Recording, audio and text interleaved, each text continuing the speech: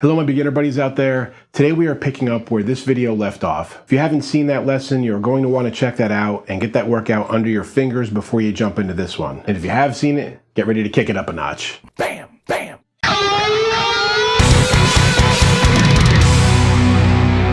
Before we start this lesson, please note that everything I told you in the last one about how to practice definitely applies here. I'm talking about working with the metronome or the drum loop as you're going to see, going up a little bit in tempo each time you work on the exercise, how to hold the pick and keeping your hand relaxed. You're going to want to make sure you keep doing all of those things. Starting with exercise 1, we're picking up with where we left off last time, where we were strumming just basic up and down to a drum loop or a metronome pattern. And now I'm going to incorporate something that is going to be used commonly when you switch between chords. So playing it in a normal type of progression, it's more advanced than what you're going to do, but just so you can see, if I did something like this,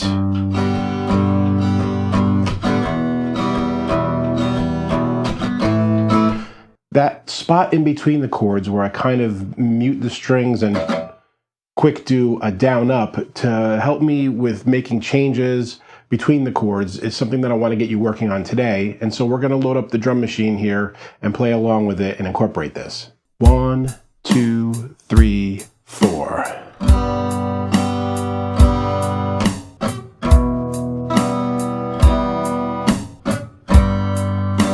So you see I went between a G and an E chord there with the metronome, and it's a very simple down, up, down, and then I'm going to mute the strings just by resting my fingers lightly on them. And it's a double time. Instead of just down, up, it's twice at the speed. It goes from a quarter note to an eighth note, and then I switch the chord. Down, up, down, again. So you want to work on that where you're just doing the basic quarter notes to the beat and then do a quick down-up switch as you mute and get ready to change chords. This one's going to seem real difficult at first, but you will get used to it pretty quickly, and it will be a very good tool for you as you're learning to switch chords and get your left hand to cooperate. You're kind of filling space with your right hand and allowing yourself to get to the chords. So now for exercise 2, we're going to be working with something that's totally new to you, or might be, and that is what are called arpeggios or arpeggiating chords, where you play one note of the chord at a time. And it looks something like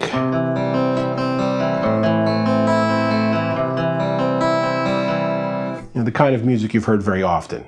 Now this is something you can do with your fingers too, and not a pick, where you have each string kind of assigned to a finger, and that's called fingerstyle guitar.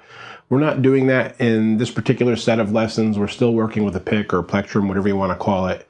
And for this exercise, we're going to play with the beat again, just quarter notes, very simple. And we're going to go between a C chord and an A chord because we're using 5 strings, and we can do 4 on the way down and 4 on the way up. 1, 2, 3, 4, and then up 1, 2, 3, 4. It fits very easily with the basic 4/4 time signature.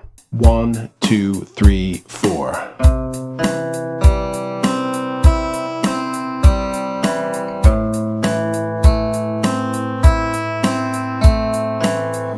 So you're just going to switch back and forth between those two. I was doing it at a very slow tempo there, 100 beats per minute with just quarter notes. You're going to work your way up a little bit at a time. And one thing you're going to find is as you get a little quicker at it, like when I go slow like that, I kind of pluck the note and come away from the strings and pluck the note and come away. You're going to end up dragging more when you go faster. And that's okay. It's going to be more natural to drag as you increase the tempo. And finally, moving along to the last exercise here, we move into our single note practice techniques, which we were doing last time, 4 notes on for each finger on the first string. We were doing 1, 2, 3, 4, and just getting used to playing those single notes. Now we're going to do 1 note each time you pick, along with the drum beat.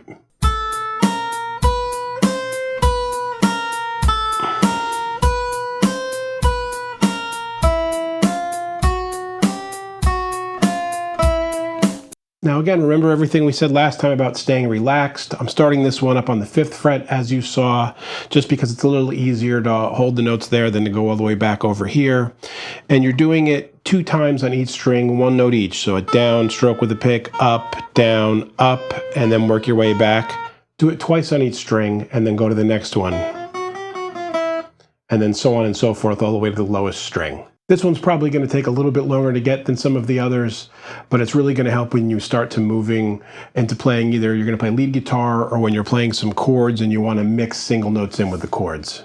So there's step 2, or the second week, if you will, second month, however fast you're able to progress based on how much you're practicing in your exercises and your guitar workout. Now, I've been getting a lot of requests to put together like a sequential lesson plan that takes you from the beginning to an advanced type of lesson, and it is something that I'm considering doing. Obviously, it's going to take a serious amount of work, and it's a little bit difficult as you move along because there's different directions that you can take. Once you've got the basics down here, are you going to branch off into being a classical guitar player? Are you going to be a rock and metal lead guitar player? What do you want to do is a different branch and a different set of lessons. So I have to kind of sort out what I'm going to do there, but it's something that I will be looking forward to doing in the future. In any case, if you have any questions or comments on what we covered here today, leave them below and I'll get back to you as soon as I can. And until next time, guys, keep making great music. Hey friends, don't forget to subscribe and turn on notifications. It makes the whole world better.